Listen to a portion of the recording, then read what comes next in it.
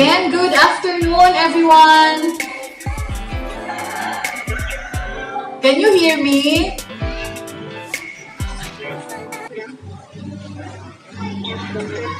Hello, how are you? By the way, how's your first day so far? If you are adjusting and you're dealing with it and you're happy, thumbs up. Sige daw, show me your thumbs up. Okay, yon. Sige, laban tayo sa new normal. So, whether we like it or not, we will like it na lang.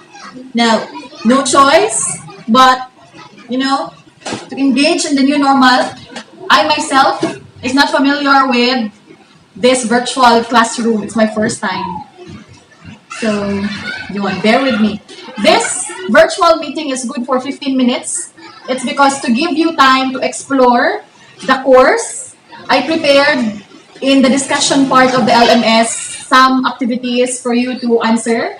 Like the first part, under the discussion part of the LMS, I prepared some questions or some activity. Like for example, you have to introduce yourself, but not by video presentation, but just comment your self-introduction. So may thread doon sa discussion part sa first part.